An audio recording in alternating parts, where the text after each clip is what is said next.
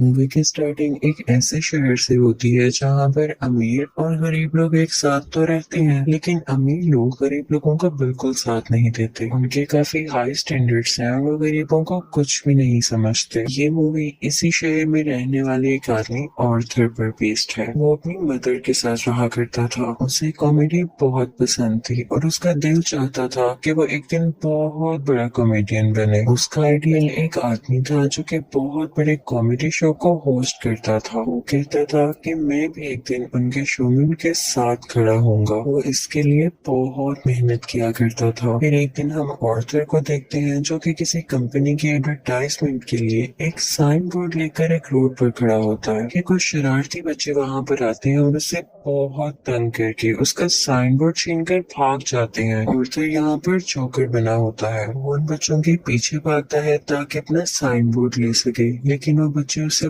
बहुत भगाते हैं और वही साइन बोर्ड उसके मुंह पर मारते हैं, जिससे वो साइन बोर्ड टूट जाता है। और उसके बाद फिर वो ऑर्थर को भी बहुत बुरी तरह मारते हैं। ऑर्थर काफी हर्ट होता है और सीधा अपने बॉस के पास जाता है। वो उसे सब कुछ बताता है कि बच्चों ने उसके साथ क्या क्या किया, लेकिन उसका बॉस उल्टा उसे डांट देता है और कहता है कि तुम्हारा दिमाग तो ठीक है, बच्चे ऐसी हरकत कैसे कर सकते हैं। बॉस उससे कहता है कि मैं तुम्हें तुम्हारी सैलरी भी नहीं दूंगा। ऑर्थर में कॉन्फिडेंस की बहुत कमी होती है, इसलिए वो यहाँ पर खुद के बारे में कुछ बोल ही नहीं पाता। वो वहाँ से काफी उदास होकर बाहर आ जाता है और सोचता है कि क्या मैं इतना बुरा हूँ कि कोई भी मेरी बात का यकीन ही नहीं करता। वो अपने घर आता है और डांस करने लगता है। यहाँ पे हम देखते हैं कि उसकी बॉडी काफी वीक होती है। अगले दिन ऑर्थर अपने कोलीग से मिलता है और उसे उन बच्चों के बारे में बताता है। उसका कोलीग उसे कहता है कि ये तो बहुत गलत हुआ, तुम्हें अपनी हिफाजत करनी चाहिए थी यार। और इसी के साथ वो उसे गन देता है और कहता है कि इसे अपने पास रख लो, ये मुश्किल वक्त में तुम्हारे काम आएगी। ऑर्थर ये लेने से इनकार करता है, लेकिन वो आदमी जबरदस्ती उसे गन दे देता है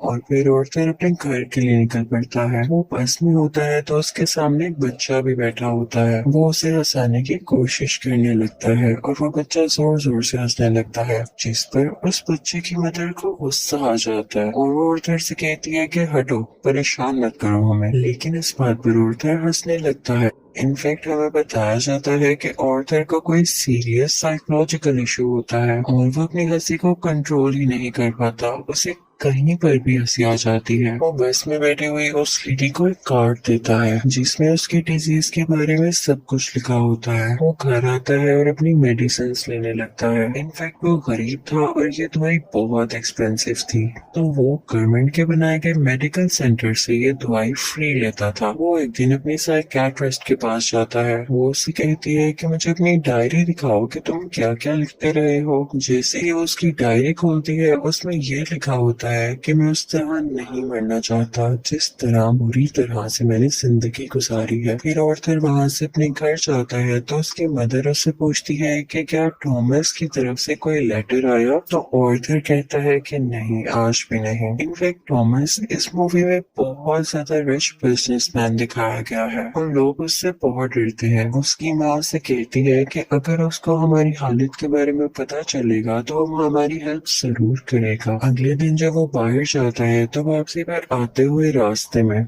उससे एक सिंगल मदर मिलती है जिसके साथ एक छोटी सी बेटी भी होती है। वो ऑर्थर को काफी अच्छी लगने लगती है, लेकिन वो अपने घर आ जाता है। यहाँ उसकी मदर उससे फिर उसी लेटर के बारे में पूछती है तो ऑर्थर कहता है आपका क्या लेना देना है उससे, वो हमारी मदद नहीं करेगा। अगले दिन हम देखते हैं कि वो सिंगल लड़की ऑर्थर के घर पर आती है। वो उससे कहती है कि मैं कुछ टाइम से नोट कर रही हूँ कि तुम मेरा पीछा कर रहे हो, जिस पर ऑर्थर उसे कहता है कि हाँ, मुझे तुम अच्छी लगी हो। तो इस पर वो लड़की हंसने लगती है और जल्दी उन दोनों में दोस्ती हो जाती है। ऑर्थर को एक और जगह से जोकर की ऑफर आती है। वो एक चिल्ड्रन हॉस्पिटल होता है और जब ऑर्थर वहाँ पर जाकर डांस कर रहा होता है तो उसकी पॉकेट से वही गन बाहर आकर गिरती है। सब बच्चे डर जाते हैं और स्टाफ हैरान होता है कि इसके पास गन क्या कर रही है। ये बात फैलती है और उसे इस जॉब से भी निकाल दिया जाता है। वो अपने बॉस को कॉल करता है कि ये तो सिर्फ एक टॉय गन है। तो उसका बॉस उसे कहता है कि झूठ मत बोलो,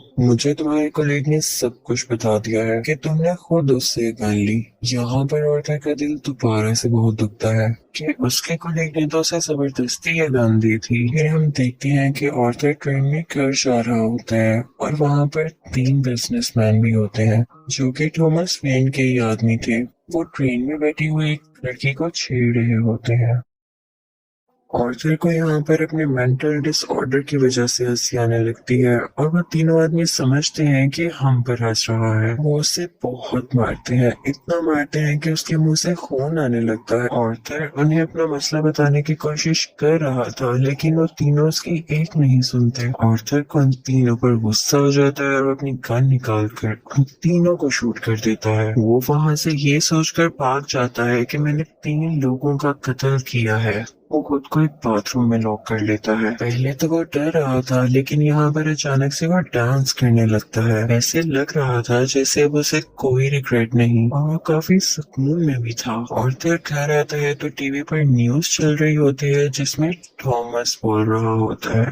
वो कहता है कि जिन 3 लोगों का कत्ल हुआ वो मेरे आदमी थे और उन्हें किसी जोकर ने मारा। लेकिन यहाँ पर गरीब लोग उन तीनों की डेथ का अफसोस करने की बजाय जोकर्स का साथ दे रहे होते हैं क्योंकि वो सब जोकर्स के रूप में ही अमीर लोगों के खिलाफ स्ट्राइक कर रहे होते हैं। वहाँ से वो फिर अपनी साइकेट्रिस्ट के पास जाता है तो वो उसे बताती है कि हम आज आखिरी बार मिल रहे हैं क्योंकि गवर्नमेंट ने हमें फंड्स देना बंद कर दिया है और अब के बाद में आपका फ्री इलाज नहीं कर सकती। और फिर दोबारा से काफी टूट जाता है और उदास होकर वहाँ से बाहर आ जाता है। फिर हम ऑर्थर को देखते हैं जो कि कॉमेडी शो में लोगों को हंसाने की कोशिश कर रहा होता है लेकिन वो ऐसा कर नहीं पाता और परेशानी में उसे जोर जोर से हंसी आने लगती है। इस वजह से उसका शो खराब हो जाता है और वो घर आ जाता है। घर आने पर उसकी मॉम उसे कहती है कि बेटा ये लेटर थॉमस के लिए पोस्ट कर दो। ऑर्थर जब ये पढ़ता है तो उसे अपनी आंखों पर यकीन ही नहीं आता। वो अपनी मदर के पास जाता है और कहता है आपने मुझसे सब कुछ क्यों छुपाया। उसकी माँ उसे बताती है कि बेटा मैंने ये जानकर नहीं किया। इनफैक्ट थॉमस और मैं एक दूसरे को पसंद करते थे और इवन शादी भी करना चाहते थे लेकिन मैं बहुत गरीब थी और वो बहुत अमीर, तो हम सोसाइटी की वजह से शादी नहीं कर सके। और फिर अपने बाप से मिलने के लिए निकल पड़ता है। जब वो वहाँ पर पहुँचता है तो उसके घर के गेट के पीछे थॉमस का अपना बेटा खड़ा होता है और फिर उसके सामने बच्चों जैसी हरकतें करने लगता है और उसे भी हंसाने की कोशिश करता है।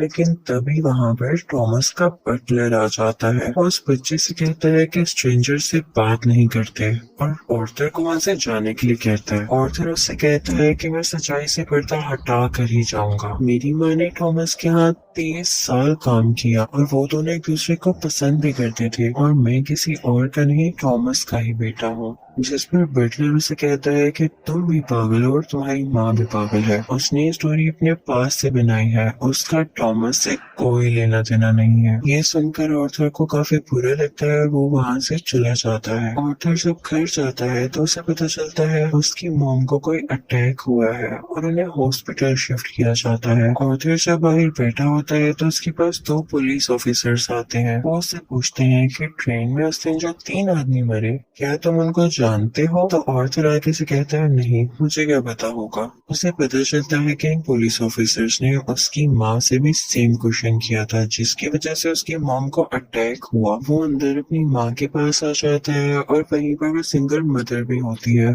कि तभी टीवी पर एक न्यूज चलती है और उस पर ऑर्थर का वही फेवरेट टीवी होस्ट होता है, वही कॉमेडियन जिसे ऑर्थर बहुत पसंद किया करता था। वो काफी शौक से उसका शो देखने लगता है लेकिन देखते ही देखते उसे अपना चेहरा टीवी स्क्रीन पर दिखाया जाता है। बेसिकली ऑर्थर का फेवरेट कॉमेडियन उसका मजाक उड़ा रहा होता है। जब ऑर्थर को एक कॉमेडी शो में हंसी आ गई थी, ये देखकर ऑर्थर काफी टूट जाता है कि मेरा आइडल मेरा मजाक उड़ा रहा है, इससे तो मुझे इंस्पिरेशन मिली थी। उसे सब चीज पर यकीन ही नहीं आ रहा होता। थॉमस घर आता है तो न्यूज चल रही होती है कि शहर के हालात काफी खराब हो गए हैं। गरीब लोग जोकर्स का मास्क पहने सड़कों पर निकल आए हैं और अमीर लोगों के खिलाफ स्ट्राइक कर रहे हैं। इन लोगों में बहुत दुश्मनी बढ़ गई है और ये सारे के सारे थॉमस के खिलाफ हैं। और तो ये देखकर काफी खुश होता है कि वो सब के सब लोग जोकर बने हुए थे, यानी क्लाउन्स बने हुए थे। उसे लगता है कि पहली बार उसकी जॉब की या उसकी किसी ने तारीफ की हो। अब जहाँ पर वो गरीब लोग स्ट्राइक कर रहे थे वो एक थिएटर था। उस थिएटर के अंदर अमीर लोग एक मूवी देख रहे थे और वहाँ पर थॉमस भी था। उस स्ट्राइक को रोकने के लिए पुलिस वहाँ पर आ जाती है और उन्हें मना करती है। हर तरफ हलचल मच जाती है और इस चीज का फायदा उठाते हुए ऑर्थर उस थिएटर के अंदर चला जाता है। वो थिएटर के वॉशरूम में जाता है जहाँ पर थॉमस भी आया था और फिर उसके पास जाता है और पोलाइटली कहता है कि मैं आपका बेटा हूँ, मेरी माँ और आप एक साथ हुआ करते थे, याद करें। थॉमस उसे कहता है कि मैं इस नाम की किसी औरत को नहीं जानता और उसे जोरदार मुक्का मारता है, यानी पंच करता है, जिससे उसकी नाक से बहुत खून आने लगता है और फिर घर चला जाता है। और कुछ टाइम बाद उसे पुलिस की कॉल आती है। वो इनफैक्ट ऑर्थर से भी इन्वेस्टिगेशन करना चाहते थे उस दिन के बारे में जब उन 3 आदमियों का कत्ल हुआ था। और तभी ऑर्थर को ये भी पता चलता है कि जो उसका फेवरेट कॉमेडियन था उसने ऑर्थर को अपने शो में बुलाया है। इनफैक्ट उसने ऑर्थर की जो क्लिप अपने शो में चलाई थी उसकी वजह से उसके शो की रेटिंग काफी बढ़ गई थी क्योंकि लोगों ने उसको पसंद किया था। वो बहुत खुश हो जाता है और तैयार होकर वहां पर जाने के लिए निकल जाता है, लेकिन उसे याद आता है कि थॉमस के बटलर ने कहा था कि मेरी माँ पागल है। तो वो उस मेंटल हॉस्पिटल पर जाता है जहाँ पर उसकी माँ का कभी इलाज हुआ था। वो उन लोगों से अपनी माँ की फाइल मांगता है। वो वहाँ से वो फाइल चुरा कर भाग जाता है। उसमें लिखा हुआ था कि ऑर्थर की माँ का किसी और के साथ रिलेशन था। वो उसे बहुत ज्यादा फिजिकली अब्यूज किया करता था, मारा करता था। और इसी दौरान आर्थर के सर पर भी चोट आई थी जिसकी वजह से वो आज इस डिजीज का शिकार है। वो वहाँ से सीधा अपनी दोस्त यानी उसी सिंगल मदर के पास जाता है, लेकिन हमें यहाँ पर पता चलता है कि वो तो थी ही नहीं, वो असल में सिर्फ और सिर्फ उसकी इमेजिनेशन में थी और उसको उसके विजन्स आया करते थे। आर्थर अपने माँ की चोट की वजह से काफी परेशान होता है। वो हॉस्पिटल जाता है और पिलो से अपनी माँ को मार देता है। घर आकर देखता है तो उसे एक पिक्चर मिलती है जिसके पीछे लिखा हुआ था कि मुझे तुम्हारी स्माइल बहुत पसंद है, जो कि थॉमस ने लिखा था और ये पिक्चर उसकी मदर की थी। यहाँ उसे एहसास होता है कि उसकी माँ झूठ नहीं बोल रही थी। वो अपना जोकर का मेकअप करने लगता है और यहाँ पर वो काफी दुखी होता है और उसे कुछ समझ नहीं आ रहा होता कि उसके आसपास क्या हो रहा है। तभी वहाँ पर उसका वही कोलीग आ जाता है और वह कहता है कि जो उस दिन ट्रेन में 3 कत्ल हुए और रिसेंटली तुम्हारी माँ का भी कत्ल हुआ, मैं उसके बारे में कुछ पूछना चाहता हूँ। आर्थर को लगता है कि ये लोग फिर से मेरा जीना हराम करने आए हैं और वो यहाँ पर अपने कुलीग को पूरी तरह से मार देता है। अब इसके बाद आर्थर तैयार होता है और अपने जोकर का फुल कॉस्ट्यूम पहन लेता है। वो अब अपने फेवरेट कॉमेडियन के शो में जाने की तैयारी कर रहा था। वो बहुत खुश होता है और रास्ते में डांस करता हुआ जा रहा होता है। वहीं पर वो दोनों पुलिस ऑफिसर्स भी आ जाते हैं जो उससे ट्रेन में हुए हादसे के बारे में इन्वेस्टिगेशन कर रहे थे। पर आर्थर वहां से भाग आता है और भागते भागते ट्रेन में घुस आता है। उस ट्रेन में और भी बहुत सारे लोग ऐसे थे जिन्होंने जोकर का कॉस्ट्यूम पहना था। पुलिस इतने सारे लोगों में उसको ढूंढ ही नहीं पाती, तो इसी बात का फायदा उठाते हुए वहां से बाहर आ जाता है और अपने फेवरेट कॉमेडियन के शो की तरफ जाता है। वो जब उसके सामने जाता है तो वो उससे पूछता है कि क्या तुम भी जोकर बने हो, क्या तुम भी अमीरों के खिलाफ प्रोटेस्ट कर रहे हो। और फिर उससे रिक्वेस्ट करता है कि आप लोगों को मेरे बारे में कुछ न बताइएगा सिवाय इसके कि मैं एक ऑर्डिनरी जोकर हूँ। और फिर उनका लाइव शो स्टार्ट हो जाता है। ऑडियंस उन्हें देखकर काफी खुश होती है और इस चीज को काफी एडमायर कर रही होती है। वहां पर ऑर्थर का फेवरेट कॉमेडियन उसे क्वेश्चन करता है कि तुम यहाँ पर जोकर बन के क्यों आए हो। तो जोकर उसे कहता है कि मैं हमेशा खुश रहना चाहता था और मैं लोगों में भी खुशियाँ बांटना चाहता था। लोगों ने मुझे इस गेटअप में पसंद किया तो मैंने सोचा क्यों ना मैं ऐसे ही आ जाऊं। वो यहाँ पर एक बहुत ज्यादा सरप्राइजिंग बात भी करता है। वो इस लाइव शो में सबके सामने बता देता है कि उस दिन ट्रेन में जो 3 लोग मारे गए उनको मैंने ही मारा है। वो कहता है कि ये सब मैंने आपको इसलिए बताया कि अब तक कितने गरीब मरे, कितने ही ज्यादा अमीर लोगों ने गरीब लोगों को बेदर्दी से कत्ल किया, लेकिन आज तक किसी ने नोटिस किया, किसी ने भी अमीर लोगों के खिलाफ आवाज उठाई या उन गरीब लोगों को याद किया तो मुझे बताएं। और जब मैंने किसी अमीर आदमी को मार दिया तो लोग इतना शोर किस लिए मचा रहे हैं? कि सब इंसान बराबर नहीं होते या अमीर लोगों में कोई और खास बात होती है? वो कहता है कि सोसाइटी बहुत खराब हो चुकी है, वो सिर्फ अपना फायदा सोचती है, और अगर आज तुमने मुझे इस शो में बुलाया है तो ये तुम्हारी रहमदिली हरगिज नहीं है। तुम्हारे शो की रेटिंग मेरी वजह से बढ़ रही थी इसलिए तुमने ऐसा किया। लेकिन ऑर्थर का जो फेवरेट कमेडियन होता है वो कहता है ऐसी बात हरगिज नहीं है। ऑर्थर को गुस्सा आ जाता है कि तुम अभी भी झूठ बोल रहे हो। वो इसी के साथ अपनी गन बाहर निकालता है और उसे सबके सामने शूट कर देता है। लोग काफी घबरा जाते हैं और वहाँ से बाहर निकलने लगते हैं, लेकिन ऑर्थर को हम यहाँ पर काफी कॉन्फिडेंट देखते हैं। वो किसी से नहीं डरा होता। पुलिस इस बात पर जोकर यानी ऑर्थर को अरेस्ट कर लेती है और अपनी गाड़ी में बिठाकर उसे वहाँ से दूर ले जाने लगती है। लेकिन ऑर्थर रास्ते में देखता है कि उसके बहुत सारे सपोर्टर्स हैं जो उसे सपोर्ट कर रहे हैं। उनमें से कुछ लोग एक एम्बुलेंस में बैठते हैं और उसकी ज्यादा सारी स्पीड करके उस पुलिस कार के साथ टक्कर कर देते हैं, जिसकी वजह से वो पुलिस कार उल्ट जाती है और अब जोकर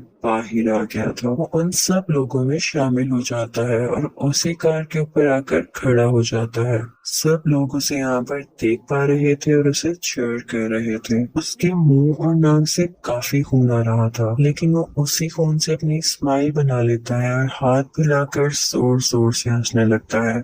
ये इनफैक्ट एक ऐसी स्माइल थी जिसके पीछे गम, तकलीफ और दुख छुपा हुआ था। वो अब उन सब लोगों का हीरो बन चुका था और वो यहाँ पे काफी खुश था कि लोग फाइनली अब उसे तारीफ कर रहे थे, उसे अप्रिशिएट कर रहे थे। दूसरी तरफ हम थॉमस को देखते हैं जो कि अपनी प्रेजेंट वाइफ और अपने बेटे के साथ ये शहर छोड़कर जा रहा होता है, लेकिन तभी साइड पे खड़ा एक जोकर उन लोगों को शूट कर देता है, लेकिन वो उनके बेटे को कुछ नहीं कहता। फिर सीन चेंज होता है और हमें आर्थर यानी जोकर एक साइकियाट्रिस्ट के पास दिखाया जाता है। वो वहाँ पर भी हंस रहा होता है, तो वो साइकियाट्रिस्ट उससे कहती है कि तुम बिला वजह क्यों हंसते रहते हो? तो आर्थर उससे कहता है कि आप इस फीलिंग को कभी नहीं समझ पाएंगी, और ये कहकर वो वहाँ से बाहर आ जाता है। उसके जूतों के नीचे खून लगा हुआ था, जिससे ये जाहिर होता है कि एक अच्छा इंसान कैसे किसी कातिल में बदल गया। और इस मूवी से हमें ये लेसन भी मिलता है कि जब किसी के साथ बुरा किया जाए तो वो बुरा ना भी हो तो एक ना एक दिन बुरा बन ही जाता है। उसे इतनी अजियत दी गई, इतना टॉर्चर किया गया कि उसके अंदर से वो फीलिंग्स ही खत्म हो गई और अब वो अपनी लाइफ से बिल्कुल सेटिस्फाई था। और इसी के साथ ये मूवी भी एंड हो जाती है। आई होप आपको ये मूवी अच्छी लगी होगी। Thank you.